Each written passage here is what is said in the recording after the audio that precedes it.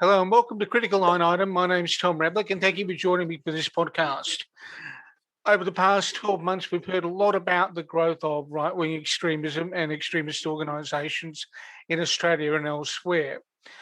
In recent times, we've seen a series of reports, including one from the Centre for the Study of Radical known as the Centre for the Analysis of the Radical Right, and Hedaya, which paints Australia as a jurisdiction that doesn't do much in reining in right-wing organisations that are extreme in their ideology, as well as at times being extreme in their violence. So the release of these reports and the work of a parliamentary committee, it makes it a convenient time to talk to Senator Kristina Keneally.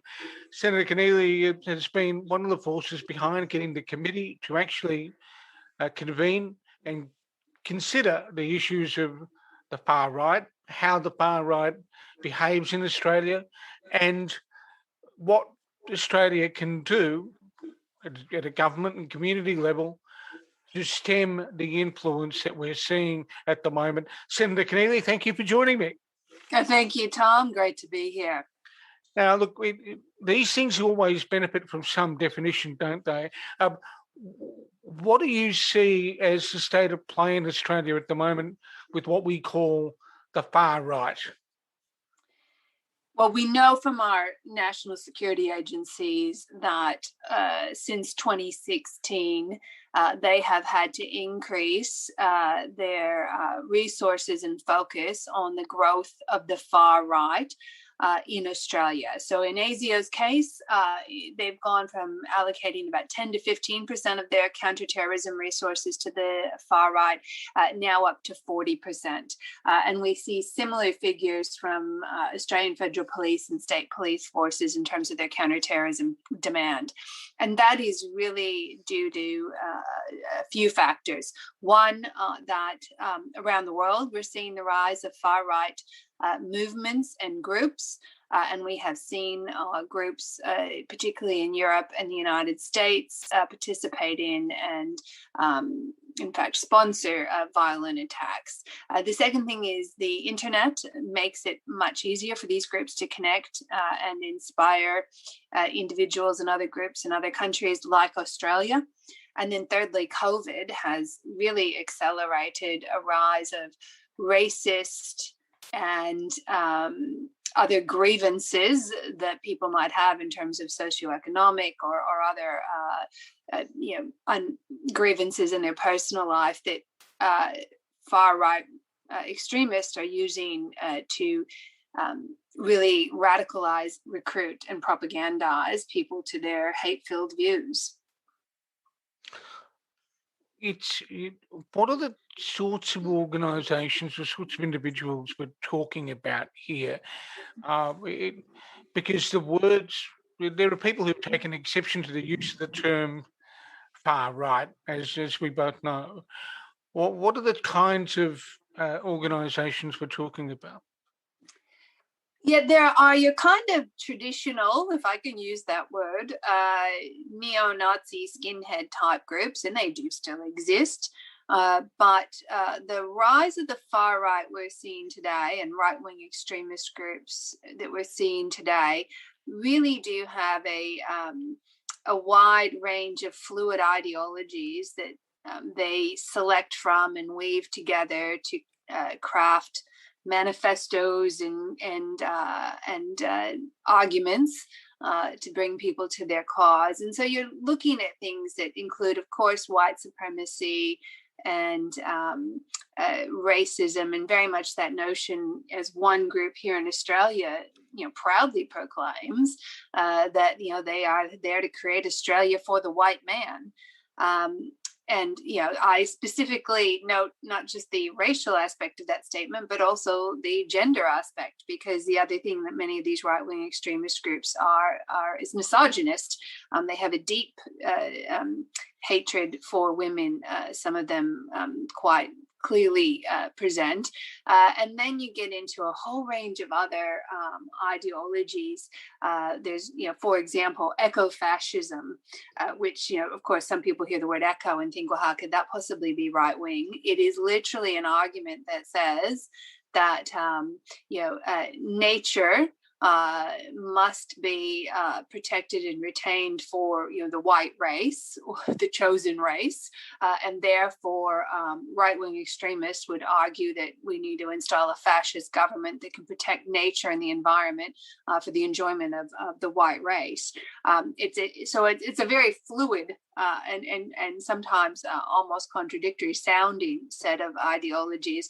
But the most, I think, alarming aspect, once we deal with the hatred and the misogyny, the racism, and all the other issues, is that it is also deeply anti-democratic. Right-wing extremism wants to undermine democracy, wants to overthrow democracy, wants to install fascist or dictatorial governments. And, you'd only need to look at what happened in the United States with the US Capitol attacks. That was literally a mob that wanted to stop the counting of the democratically held election that had removed Donald Trump from office and delivered the presidency to Joe Biden. They literally sought to kidnap or harm US senators to stop them from certifying that result. There are still some voices, aren't there, that argue that Antifa was a major force in conducting that, but any prudent analyst with access to the facts or having studied the matter would know that there are the far right militias like the Oath Keepers and Three Percenters, including the Proud Boys and also the QAnon kooks over in the States, were the principal protagonists. And you don't have to be an expert in this, Tom. They were literally planning them online in plain view. It was, none of us should have been surprised, although, it was stunning imagery, and I can't imagine in my lifetime I would have seen that. But at the end of the day, it was literally being planned in plain view online. I think the thing that probably startled people was the strength of the response. And that should be a wake-up call to us in Australia, that if that can happen in the United States, it can happen. We should not think it cannot happen here. What role do you think the Christchurch massacre played in awakening some people to the right-wing extremist threat?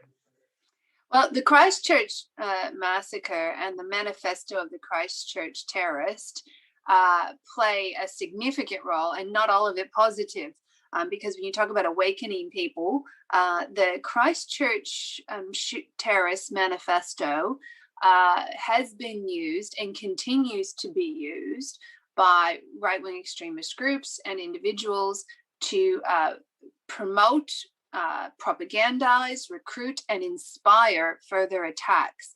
And this is important to understand, because manifestos and individuals like the Christchurch terrorists play a significant role in right-wing extremism. Manifestos become a tool. They are shared, they are marked and rated for their body count. That is, how many did the shooter do? How many other shooters have been inspired by that?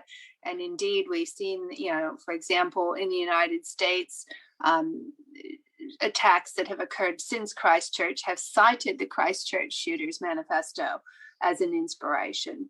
And so in many ways, it has been it has enlightened and awakened a lot of people, but not in a way that we as a community should welcome. It's been quite alarming.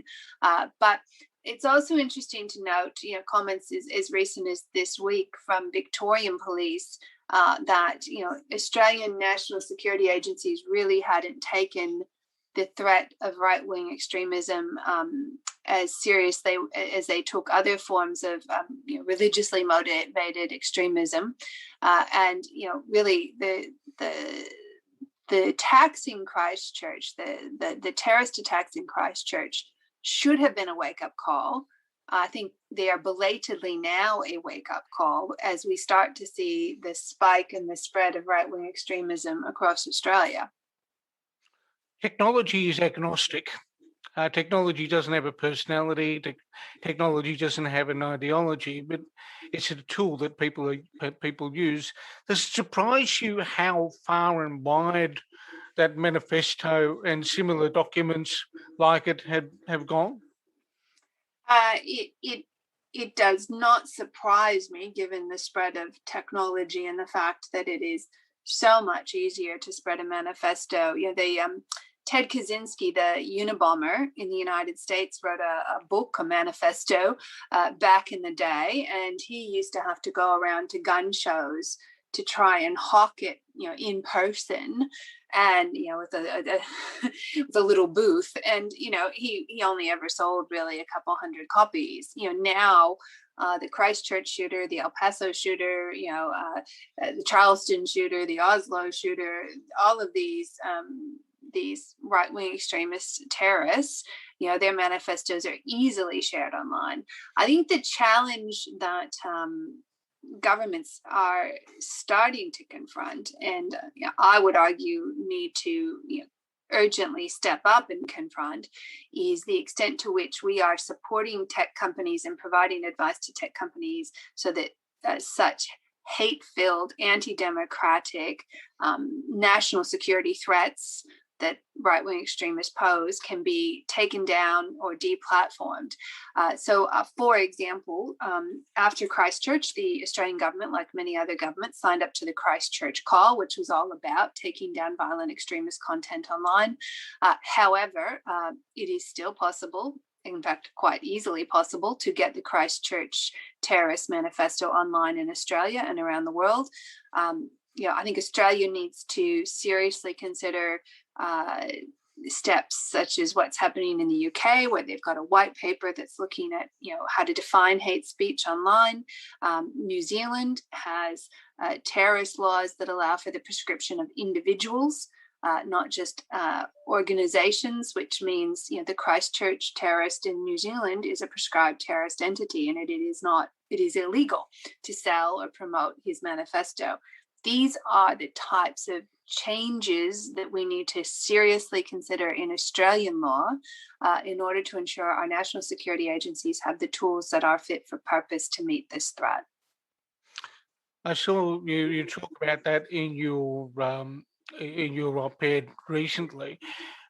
Being a senator, you're also in contact with your constituents in New South Wales and across the country. What are people who belong to the marginalised groups, if I can use that phrase, saying to you about the way they feel when this right-wing propaganda is enunciated on the internet or elsewhere? When we started, and we, the Labor Party, started to look at whether or not we would move a referral to the Parliamentary Joint Committee on Intelligence and Security to examine right-wing extremism, we consulted with multicultural groups and multi-faith groups across Australia. And, across the board, there was resounding support for the government and the Parliament to take seriously this growing threat and to ensure we had the tools that were fit for purpose. The Jewish community, the Islamic community, multicultural groups from many different backgrounds, all raising the concerns of their members and their communities, who were saying to us, it is our families, when they're out and about in public, on public transport or in shops or cafes, that feel this and have experienced the racism and in some cases violent attacks. And the fact of the matter is that Australia is the most successful multicultural nation on earth. Study after study still shows that, unlike our, some American or European counterparts, Australia has not experienced the same levels of nativism, xenophobia, and racism, and anti-immigration. Most Australians, overwhelming majority of Australians, still value immigration and recognize that it's contributed to our economic and cultural and social success. However, right-wing extremist groups want to undermine all that. They want to tear that down. They want, as I said, the National Socialist Network, which is the group I was referring to earlier, their motto is Australia for the white man. And it is an attempt to overthrow and delegitimize democracy, undermine the social fabric of our multicultural community, and install a fascist dictatorial government to govern in the interests of the white man. That is the most that is the most un-Australian sentiment I can imagine. And we need to, as a parliament, take that threat seriously.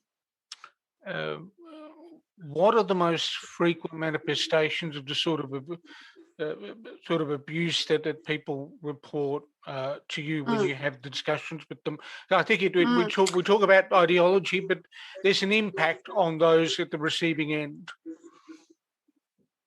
There absolutely is. And, I hear from some of these groups that we consulted with how, for example, women from the Islamic community, particularly after some of your listeners may recall, the horrific reports of a young Islamic woman being physically attacked in a restaurant for nothing more than sitting with some of her friends. But it was a hate-filled element, racist element that motivated that attack. And so, we hear from communities, that women and children are often fearful to be out in public because they know there is this growing strain of racist and anti-Islamic views. The Jewish community has talked to me about the extent to which they have had to step up security around schools and synagogues, and that their community members are incredibly mindful of the anti-Semitic nature of and they see it online. They feel that when they move about the community, and then we've got the kind of the way in which there are mainstream voices in politics or the media that have at a minimum given comfort to these kinds of views. And so I think about Senator Erica Batts in a parliamentary hearing asking only the Chinese Australian witnesses, not asking any other witnesses, to declare their allegiance to Australia before they start providing evidence. These are people who are born here. I mean, this is extraordinary that this is happening right now in our parliament. And we've got people like George Christensen and Craig Kelly who regularly appear on social media platforms where the right-wing extremists promote their messages. Craig Kelly has had Pete Evans, noted, extremist on, he's been on his podcast, he's had him into parliament. Let's not kid ourselves that there are not voices in mainstream Australia that are supporting or at least giving comfort to these extreme views. One of the things that I guess it's a convenient segue, we've spoken about impacts. I guess we need to talk about solutions. You mentioned earlier on there's a need to entertain a level of prescription of individuals as well as organisations, and correct me if I'm wrong, you'd entertain more a greater number of right-wing organisations getting prescribed. Am I right? Well, I cannot understand the extent to which we have we found ourselves as a country. We are the last Five Eyes country to prescribe any right-wing extremist group as a terrorist group. We have got groups here in Australia that are prescribed in Canada and the United Kingdom that are not prescribed here. And, I think it's important to remember that prescription is not just about the tools that it gives to our national security agencies to combat the threat. It is also about sending a clear message of what we as Australians reject. And just to put this in context for your listeners, Australia currently prescribes 27, well now 28, terrorist groups as terrorist organizations. 26 of those are Islamic extremists or religiously motivated Islamist groups. One is the PKK, and now there is one that we have prescribed that's a right-wing extremist group in the United Kingdom that has quite limited reach into Australia.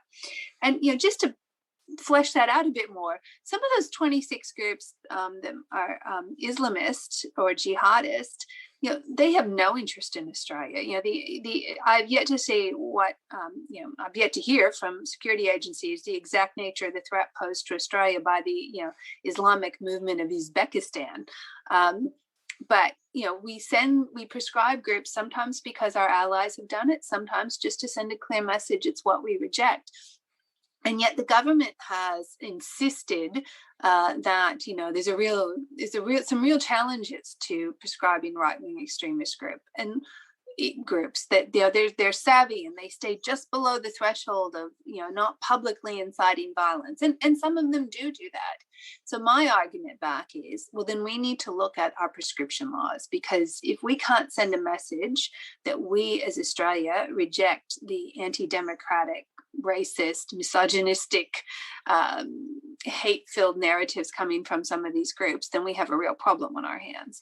And so we need to consider the extent to which our prescription laws are fit for purpose, but we also need to be looking at a range of other measures, declared area provisions where it is, for example, you as an Australian cannot go to certain areas where Islamic State is. And if you do, that is considered a crime. That we know that there are Australians who have traveled to parts of the Ukraine to do paramilitary training with far-right extremist groups. Why is that not also similarly illegal?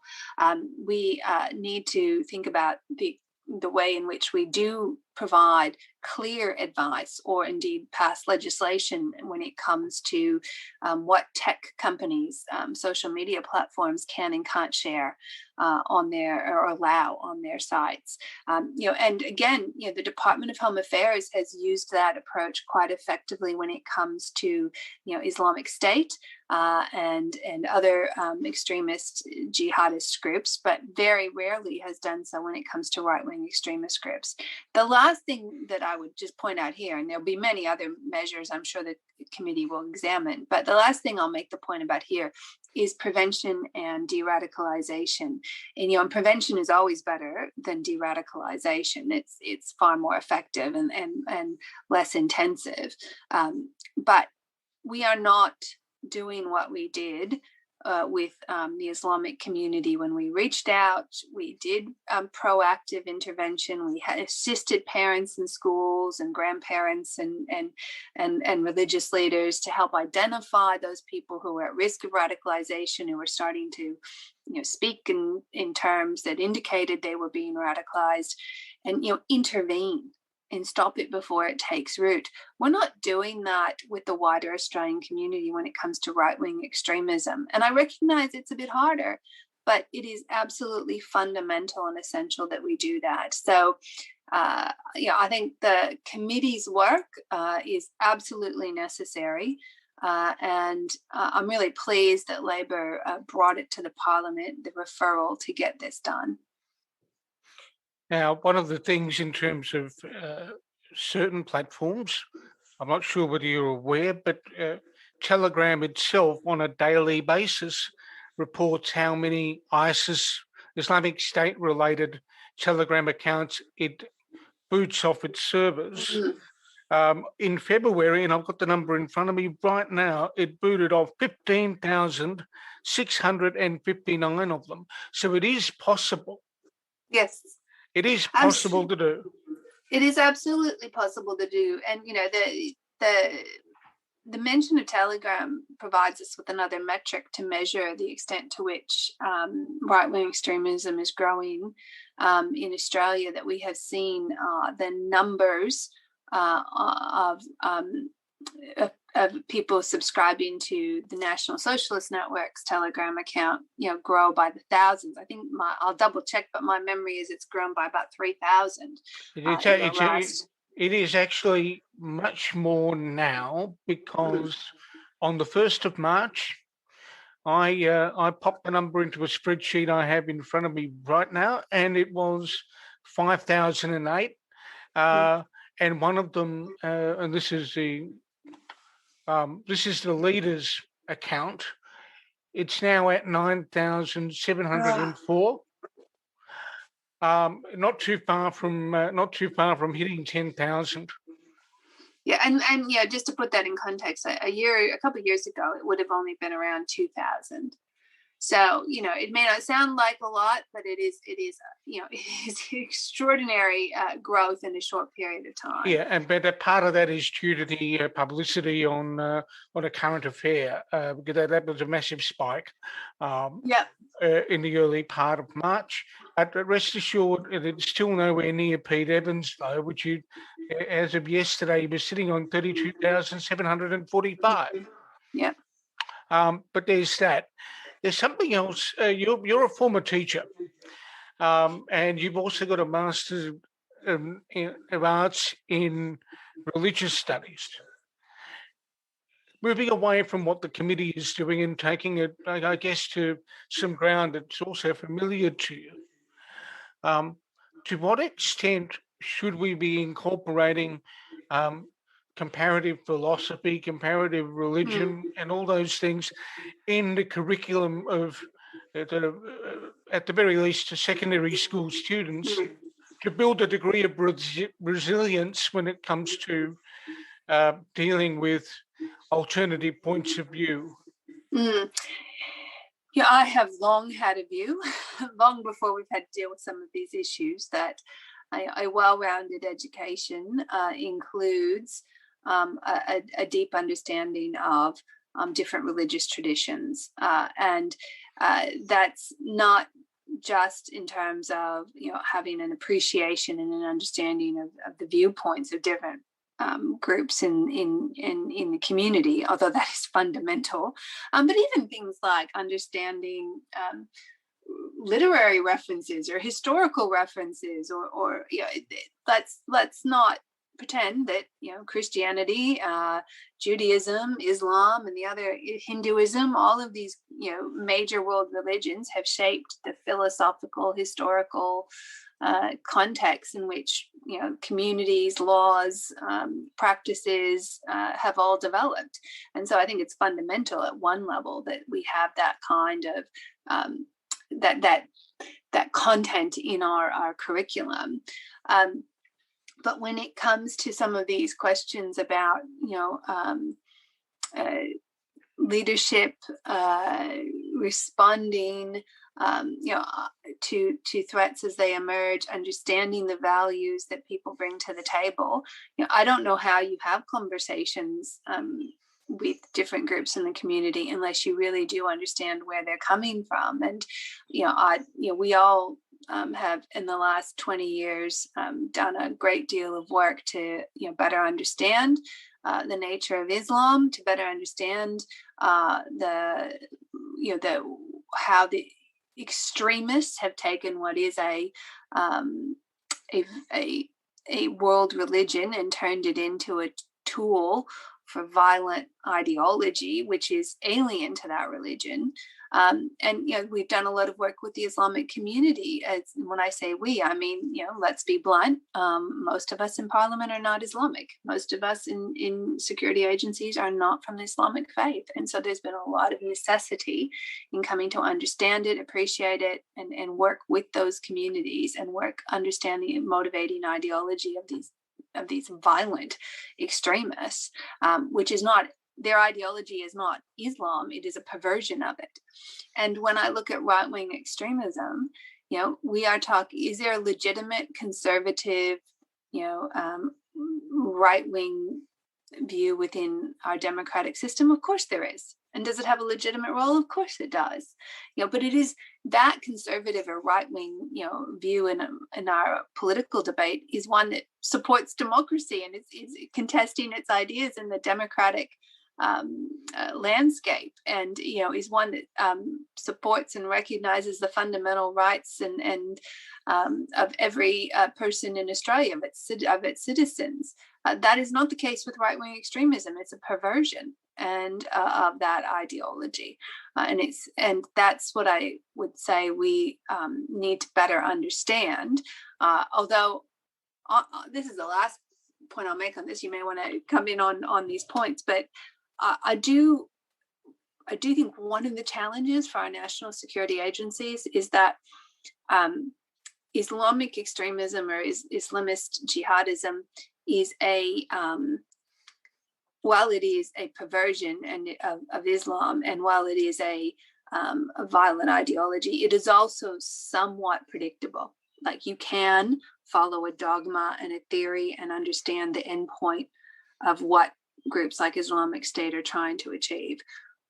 When it comes to right-wing extremism, you have such a mishmash and fluidity of ideologies and a real freely borrowing of one or the other, and a mixture of grievances and anger and hatred that brings people to right-wing extremism, that it is harder for our national security agencies to predict and understand.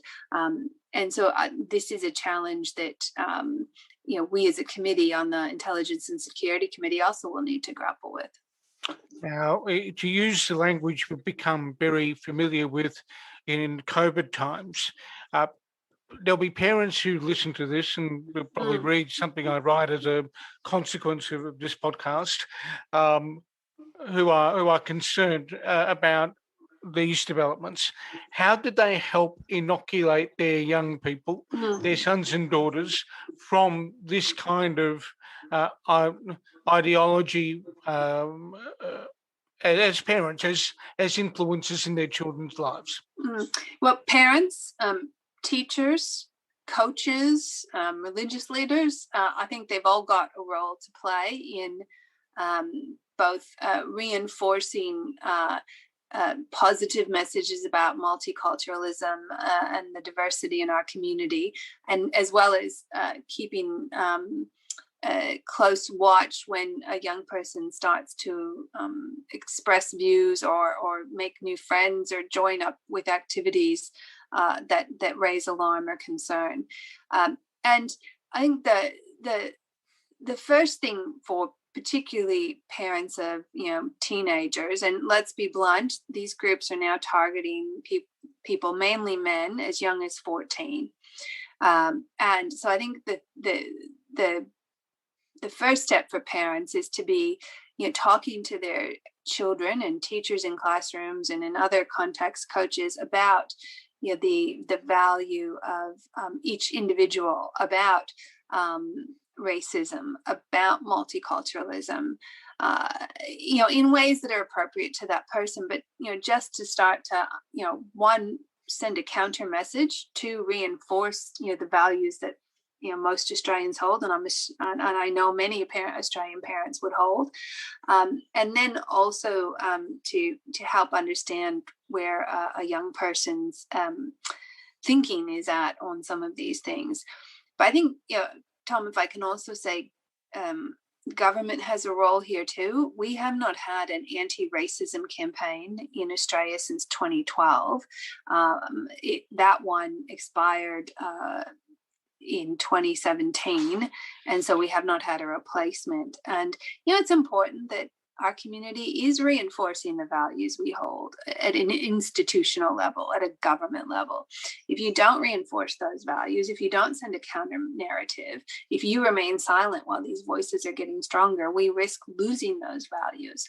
And so I think there's a role here for government as well. The other thing I would say that all parents, coaches, teachers, any adult that interacts with a young person in particular, if you start to be concerned, do something. This is, call the local police. They will be able to connect into their experts. Call national security agencies. ASIO has and the AFP both have on their website ways people can contact them. This is a case of the same messages we were sending to the Islamic community to help. We want to help you if you have concerns about a family member. We need to be sending more broadly to the Australian community now, and particularly in area. We know that right-wing extremism is. It's spread across the country. Let's be blunt. Radicalization is occurring in regional and rural Australia. It's occurring in our big cities. Unlike the Islamic communities, where you could work with Islamic communities in areas where you had a strong population, we are now dealing with something that is spread right across geographically across Australia, and so we need to bring parents, teachers, coaches, religious leaders, Christian pastors, whoever, into the partnership with the national security agencies to help counter this threat. The committee is doing. The committee is going to have some public hearings, and I understand it's received a lot of submissions from things I've heard. The deadline for the committee to report is sometime in April. Do you think that'll still be the case? Look, I can't comment on the deliberations of the Intelligence and Security Commission or committee or its timetable, but we have published a first draft of submissions from government and security agencies because it's important we set a context and lay down a base, kind of a fact baseline as to what is happening. But yes, we will be having public hearings in the near future. Senator Keneally, I'm mindful of the time, and you've been absolutely gracious and generous with coming on today. Thank you so much for coming on board. Thank you, Tom, and thank you for the work you do, because it's important that in the media, in the community, and in the Parliament, we are talking about what is an ugly and growing threat to Australia. We are a strong multicultural country, and it's my determination, and I know it's a determination of many Australians, that we stay that way. Thank you for joining me, and hopefully we can talk again soon. Thank you. Thank you.